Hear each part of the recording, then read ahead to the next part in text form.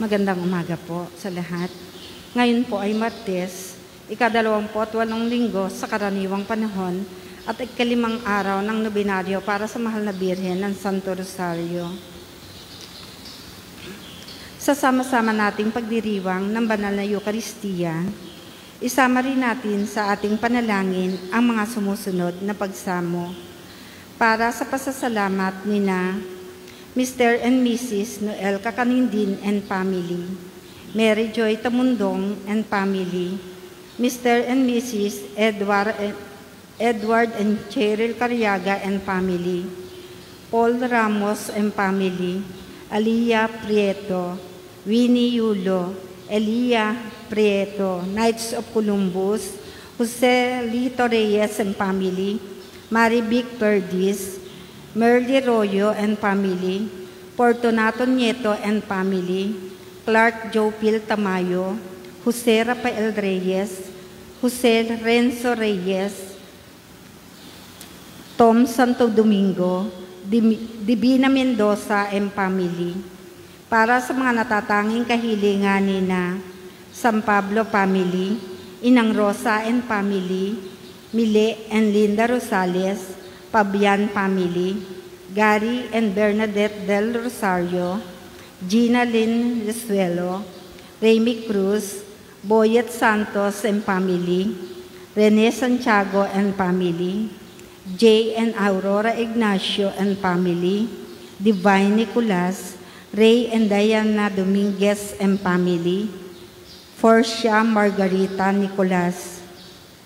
Para sa maagang paggaling nina Leonila de la Cruz, Ruben and Aurelia Santiago, Rubis family, Milo Kakanindin, Fernando Estrada, Nancy Ramos, Hannah Benzer, Asuncion San Pedro, John Celis, Felisa Lorca, John Carlo de la Cruz, Porcia Nicolas, Rupo Gulinaw, Arlene Espiritu.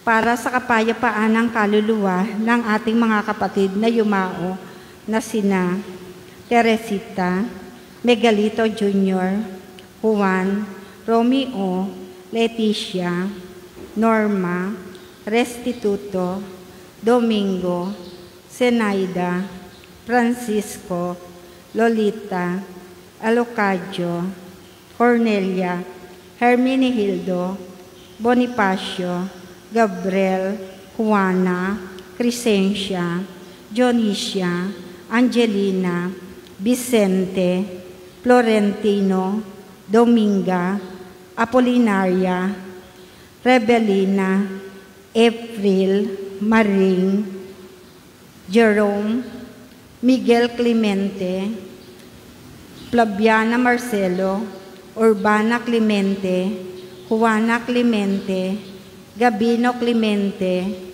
Godencio Clemente, Frederick Santos, Maria Hipolito Santos, Silverio Prieto, Genoveva Prieto, Rosita Cruz, Ruel Rodriguez, Remedios Rodriguez, Benito Rodriguez, Jesus Policarpio, Permina Policarpio, Father Pastor Santiago, Gia Beltran, Anita Kakanindin, Orteo Kakanindin, Lino Kakanindin, Tomas Kakanindin, Antonio Kakanindin, at Arlen Kakanindin.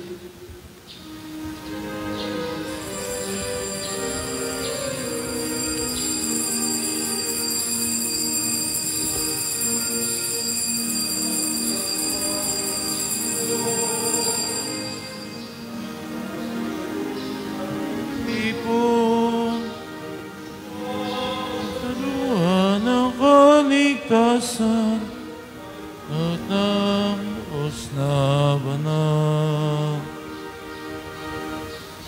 Sa ngalan ng Ama, ng Anak at ng Espiritu Santo. Amen. Sumainyo ang Panginoon. At sumaiyo rin. Mga kapatid, sa ikalawang araw ng ating pagnanobena sa Mahal na Santo Rosario, atin din inaalala ang huling pagpapakita ng Mahal na ng Fatima sa araw na ito. Nawa sa panalangin ng Birheng Maria, lumapit tayo sa kanyang buktong na anak. Amin natin mga kasalanan upang maging marapat tayo sa banal na pagdiriwang. Inaamin ko sa makapangyarihan Diyos at sa inyo mga kapatid, na lubha ako nagkasala sa isip, salita at sa gawa, at sa aking pagkukulang. Kaya sinasama ko sa mahal na Birheng Maria, sa lahat ng mga anghel at mga banal, at sa inyo mga kapatid, na ako'y panalangin sa Panginoong ating Diyos.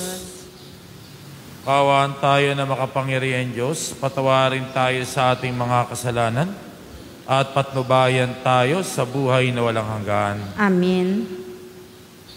Panginoon, kaawaan mo kami. Panginoon, kaawaan mo kami. Kristo, kaawaan mo kami. Kristo, kaawaan mo kami. Panginoon, kaawaan mo kami. Panginoon, kaawaan mo kami. Manalangin tayo. Ama na ay makapangyarihan, ay yung nawang kagandang loob ay manguna at sumubaybay sa aming pamumuhay ngayon at araw-araw upang kami taguyod ng panindigang gumanap ng kabutihan sa pamagitan ni Jesucristo kasama ng Espiritu Santo magpasawalang hanggan. Amen.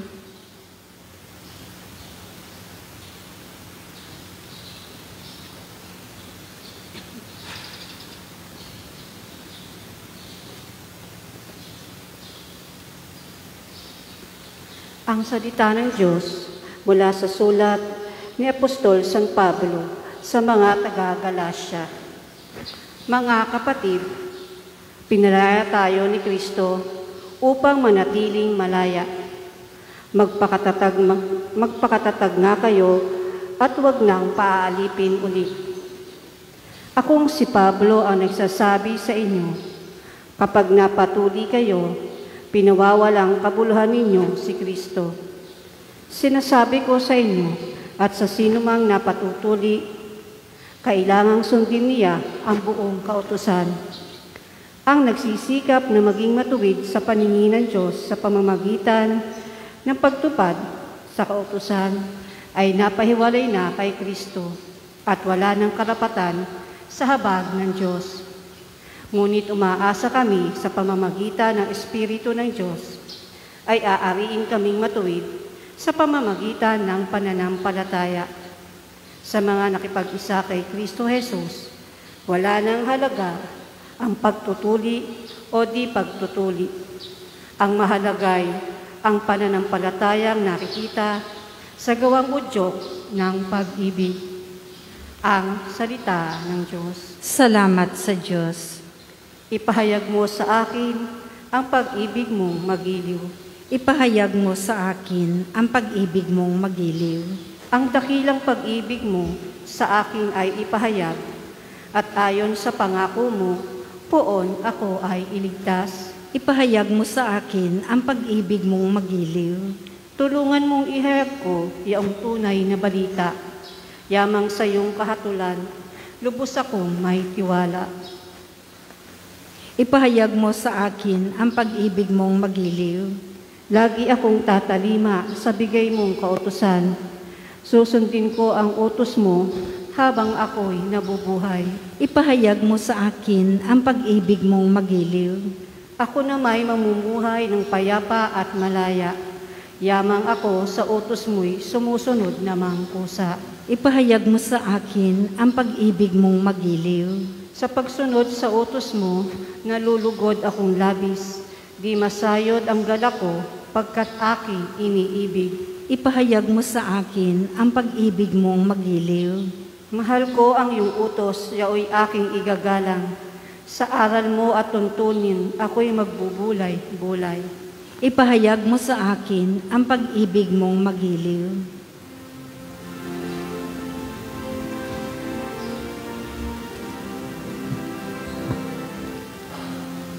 Alleluia, Alleluia. Wikain mo, poon makikinig ako sa iyo. Mga salita, Alleluia. Alleluia. Sumainyo ang Panginoon. At sumaiyo rin. Ang mabuting balita ng Panginoon ayon kay San Lucas. Papuri sa iyo, Panginoon. Noong panong iyon, pagkatapos magsalita ni Jesus, siya ay inayaan ng isang pariseo upang kumain. Kahit pumunta siya sa bahay nito.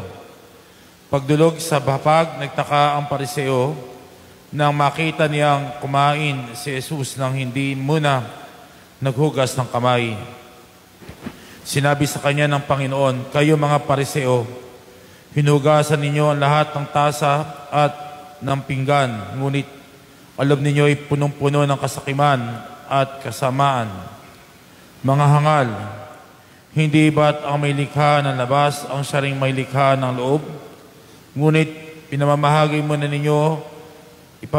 ninyo sa mga dukha ang mga laman ng mga silan at magiging malinis ang lahat ng bagay para sa inyo. Ang mabuting balita ng Panginoon. Pinupuri ka namin, Panginoong Heso Kristo. Magandang umaga po sa inyo lahat. God is good. All the time. All the time. God is good. Palakpakan natin ang Panginoon. At sa inyo lahat po nanonood ng misang ito, sa inyong mga smartphone, smart TV, computer, at iba pa po mga social media platform, higit sa ating Facebook Live. Nawa, lalo nyo makita ang inspirasyong ito, sa humilyang ito, at sa lahat pa ng mga misa, kung gaano tayo kamahal, kaibig ng Diyos. At sa araw na ito, ikalimang araw ng ating pagnanobena sa Mahal ng Santo Rosario, na pinakamensahe ng Birhen ng Fatima. Una pong papapakita ng Mahal na Birhen ng Fatima ay noong May 13, 1917. No? Sumunod pong buwan-buwan, tuwing May 13, nagpapakita na po siya sa tatlong bata na sina Lucia, Francisco, at Jacinta. At yung huling pagpapakita niya sa mga bata, kasama ang mga napakaraming tao, ilang tao po? 70,000. Noong October 13, 1917, 70,000 na nakasaksi ng mga tao sa himala. Meron silang pagkatakot kasi umikot yung araw at waring mahuhulog sa lupa ang mga tayo na sindak sa takot, subalit dahil hindi namalayan ng tapakipag-usap ng Birhen sa tatlong bata. At ano kanyang mensahe? Ako ang Birhen ng Rosario, ako'y naparito upang manawagan sa mga tao at hilingin sa kanila na sana'y itigil ang pagkakasala sa Diyos na lubang napupuot sa kanila. Gumawa ng mga pagpapakasakit at magdasal ng Santo Rosario araw-araw.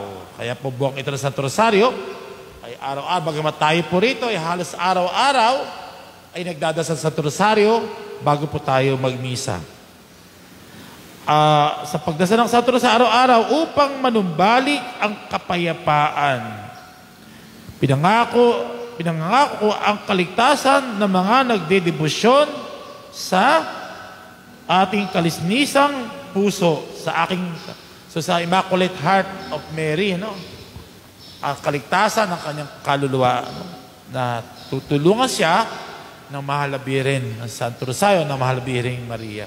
So, ito po yung unang sinasabi sa atin.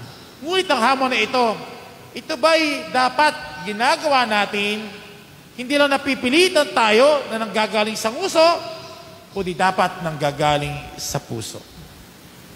Meron pong isang kwento sa isang monasteryo na yung abot at kanyang mga disipulo ay nung hapong iyon, nung gabing iyon sila magme-meditate, magninilay sa salita ng Diyos. Habang sila nagninilay, yung kailang pusa na kung saan doon nakatira ay napakaingay. Kaya sabi nung abot, pakitali mo nga yung pusa dahil tayo nadidistract sa ating panalangin at pagninilay.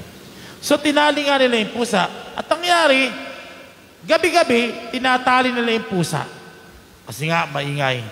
Hanggang sa namatay na yung pinakaabot na nag-utos ito na itali ang pusa, kaya tinatali pa rin yung pusa gabi-gabi. Hanggang sa namatay na yung pusa, bumili sila ng bagong pusa para itali sa gabi dahil sila ay mag-meditate. At dumami pa mga panahon, at dumami mga disipulo, at naging tradisyon na, at kung sila'y magdadasal, itatali ang pusa para sila makapanalangin. At ano nangyari? Dumami pa mga panahon, gumawa ng kautusan, ng paliwanag, ng dogma, kung bakit tinatali ang pusa at nakatutulong sa kanilang panalangin at pagninilay. Ano kaya mali doon? Yung pusa, naging bahagi na ng kanilang pagninilay. Pero dahil lang naman, nung umpisa, maingay ang pusa. Namatay na yung mga pusang nauna, bumibili sila lagi ng pusa pag na may namamatay para itali lang habang sila ay nagdadasal. Mga kapatid, ito ang sinasabi ng Panginoon sa Ebanghelyo. Nakalimutan nila kung anong pinakamahalaga at nandun na lang sila sa paghuhugas ng kamay bago kumain. Di ba ngayon, maghuhugas ka ng kamay at kakanta ka pa ng happy birthday ba? Ng ilang para lang mahugasan. Any healthy reason. Sa kanila po hindi. At sa kanila ang ritual ay ganito. Yung kamay, nahugasan mo, bubusan mo ng mga daliri, finger tip. Mula doon, maghuhugas ka sa kamay, hanggang dito, sa may, sa wrist. Tapos, pagtapos mo kumain, ganun ulit. Hugasan mo yung kamay, papaliktad naman. Mula rito, paghugas hanggang sa dito, napakaksado, no? At yun, ang kailang binibigyan pasit. Nakalimutan nila kung anong pinakamahalaga, yung pagtulong sa mahirap. Kaya nga nasabi ng Panginoon, ipamahagi mo na ninyo sa mga dukha ang mga laman ng mga sidlan at magiging malinis ang lahat ng bagay para sa inyo. So, nakalimutan yung pinakadiwa ng mga batas. Yung pahalagahan ang tao. Yung pahalagahan ang tao ay mapalapit sa Diyos at maglingkod ng tapat. Yung external, bahagi lang yan. Pero hindi po yun ang pinakadiwa ng ating pananampalataya. At sana nga po, sa misang ito, tayong lahat na nagsisimba sa mga tahanan man nyo o dito sa loob ng simbahan, nawa, huwag nyo kakalimutan pinakamahalaga ng Panginoon ang ating tinatanggap, hindi lang sa banal na katawan ni Kristo, osya, kundi sa ating mga puso. Kaya nga meron tayong spiritual communion na dinadasal pagkatapos magkomunyon ang mga tao. Kaya kayo po ay nanonood ng misang ito, sana po ay magkaroon ng patuloy kalakasan at makita ang pinakamahalaga sa lahat ay ang tao na pinahalagahan ng Diyos sa kabila ng ating kakulangan at kahinaan at kasalanan. Panalangin natin ang lahat ng dumadalas ngayon ng depression, anxiety sa panahon ng pandemic dahil walang-wala sila. Higit yung mga nasa balig na karamdaman dala ng COVID-19, nabigisan dulubusan sila ng kagalingan, bagamat walang presensya ng kanilang pamilya, dahil nga sa sila may sakit na COVID, ay makita pa rin nila ang presensya ng pagmamahal ng Panginoon. Nawa sa lahat ng ating ginagawa, huwag natin makalimutan yung pinaka-core, pinakamahalaga, walang iba, kundi ang Diyos, ang Panginoong Jesus. Hingin natin ang panalangin ng Birheng Maria ng Santo Rosario, na tunay ngang ating damhin ang kanyang mensahe ng pagbabalik loob at pagdadasal ng taimtim sa araw-araw ng mahalabi ng Santo Rosario. Amen. God is good. All the time. All the time. God is good. Palakpakan natin ang Panginoon.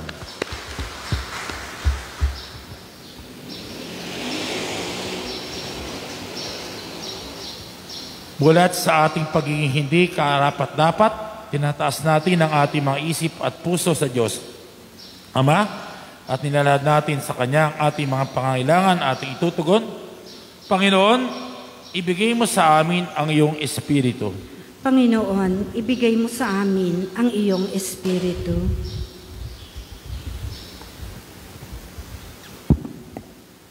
Ang simbahan, lalo na ang kanyang mga pinuno, naway isa puso ang gawain ng pagbabago at pagbabalik loob, manalangin tayo sa Panginoon. Panginoon, ibigay mo sa amin ang iyong Espiritu. Ang mga opisyal ng gobyerno, naway magpakita ng tunay na malasakit para sa katarungan, dangal at pagkakaisa.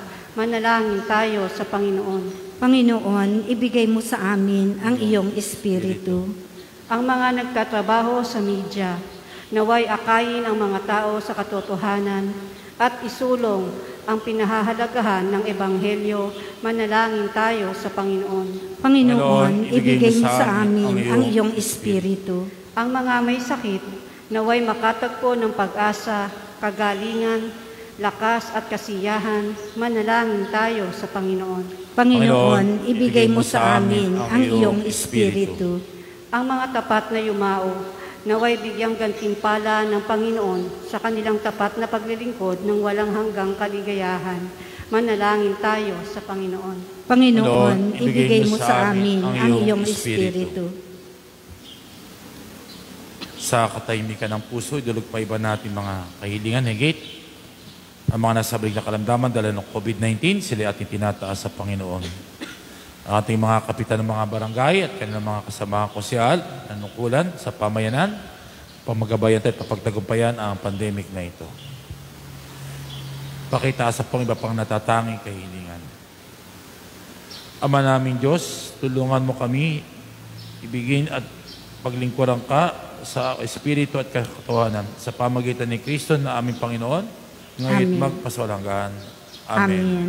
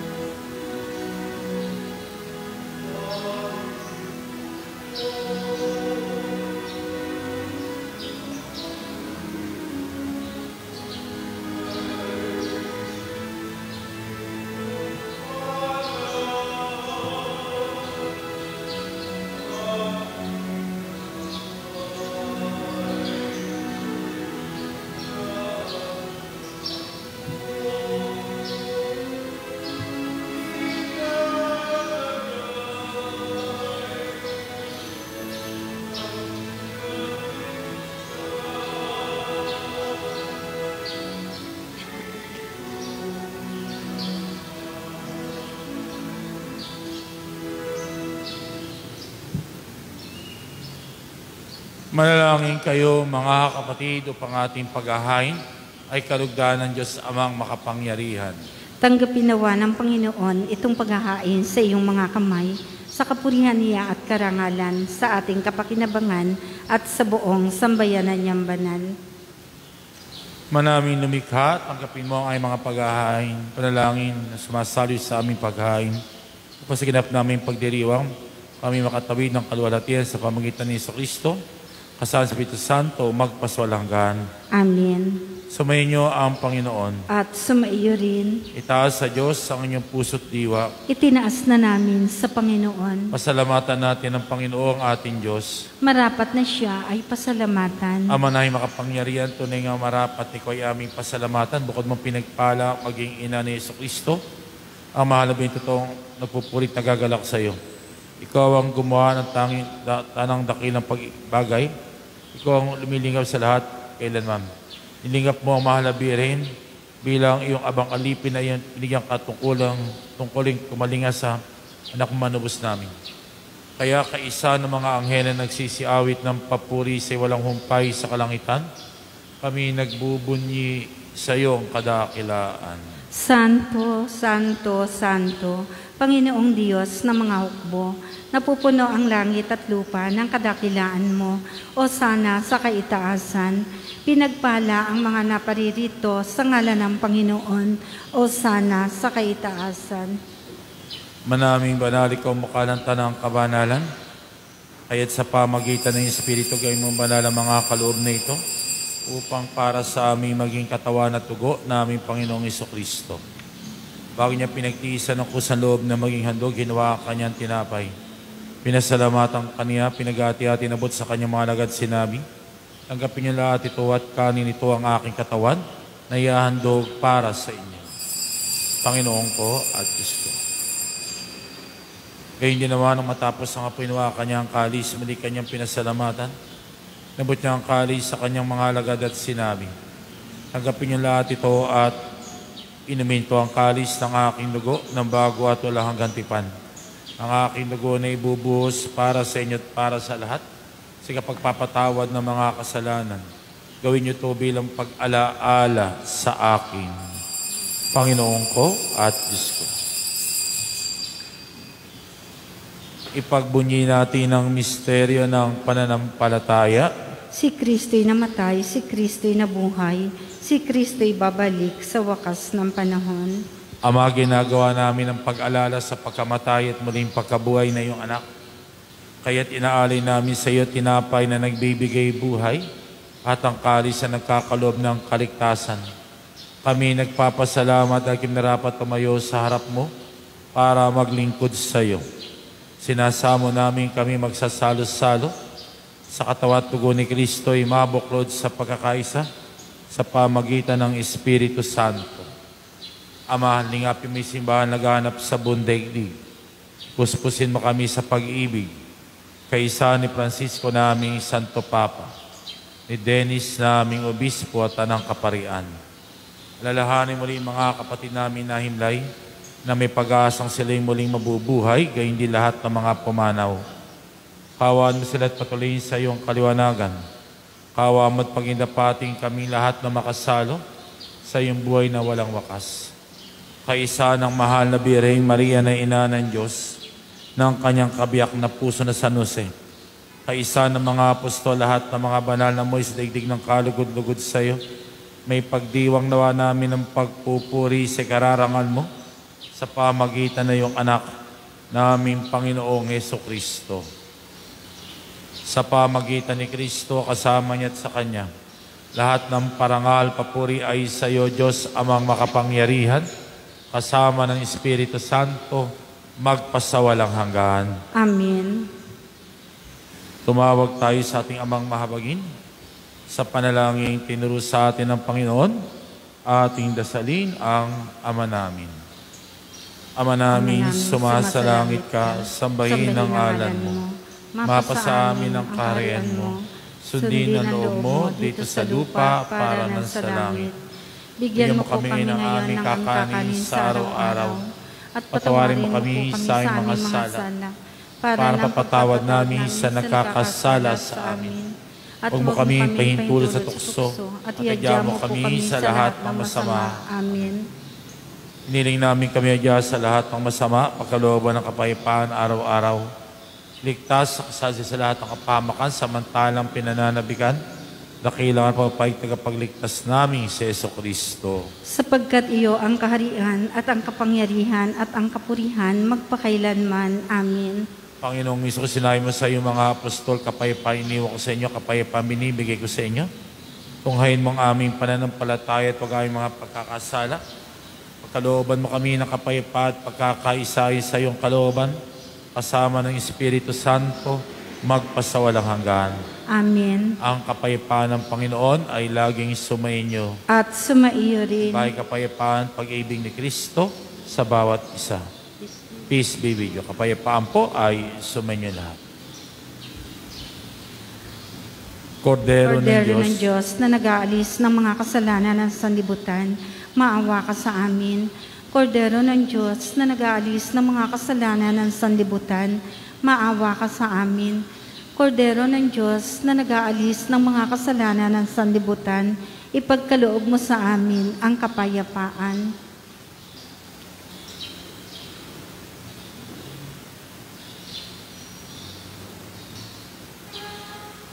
Mga kapatid, itong kordero ng Diyos, ito nag-aalis ng mga kasalanan sa libutan, kapalatayang tatanggap sa banal na piging. Panginoon, hindi ako karapat-dapat na magpatuloy sa iyo, ngunit sa isang salita mo lamang ay gagaling na ako.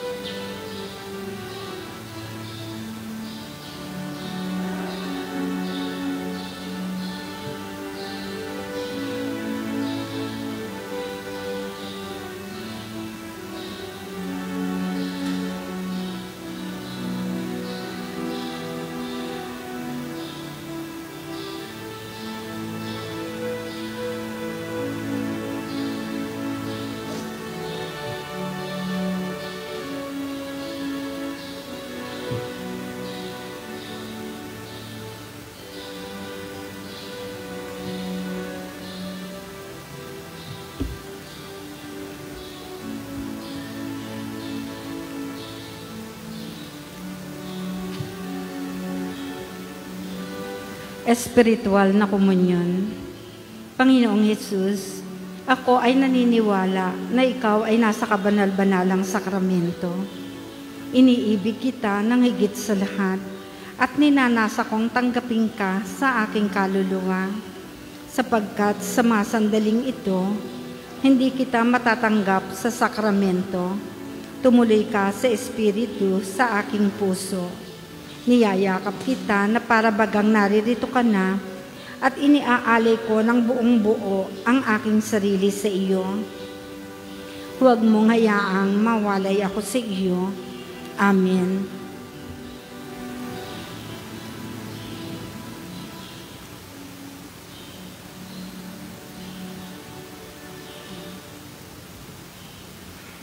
Manalangin tayo. Ama na mapagmahal, ngayon kami iyong pinakinabangan sa katawan at dugong banal.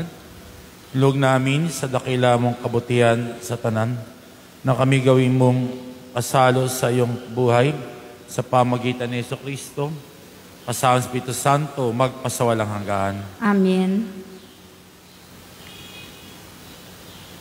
Panalangin sa orasyon para ko ng COVID-19. Ama mapangyarihan, lumalapit kami sa iyo sa aming pangangailangan. Ingatan mo kami laban sa COVID-19 na naminigan naman sa nag-isa ng kamatayan.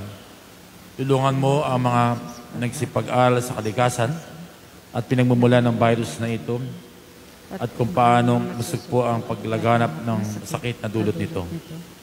Gabayin mo mga kamay at isipan ng mga eksperto sa medisina na mapaglingkod nila ng may puso kakayahan ang mga may karamdaman at sa mga sangay ng pamahalaan at mga pribadong ahensya na makatagpo ng lunas lusalot na ito. Sinasamo namin ang mga dinapuan sakit na ito ay mabalik sa kanilang proseso sa madaling panahon. Kumlisawa sila sa pamagitan sa mabuting balita at matulungan ang lahat ng nangangailangan. Hiling namin sa pamagitan ni Jesucristo, kasama ng Espiritu Santo, magpasawalang hanggan. Amen. Maria, takbuhan ng mga Kristiyano. Ipanalangin mo kami. San Rafael Arcangel. Ipanalangin mo kami. San Roque. Ipanalangin mo kami. San Lorenzo Ruiz. Ipanalangin mo kami. San Pedro Calunsod. Ipanalangin mo kami. Muli po, maraming po salamat sa mga nagtaguyod po sa pamisang ito ng sponsors ng SBPC Ibayong Tabon, Prex at Knights of Columbus. Bukas po, ang ating sponsor ay SBPC Kaibanban, Lecom at SBPC Margaret.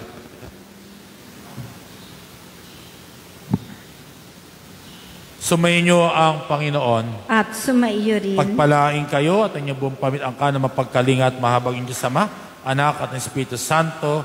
Amen. Kumain lagi sumusunod sa ating Panginoon. Salamat sa Diyos. God is good. All the time. All the time. God is good. Palakpakan natin ang Panginoon.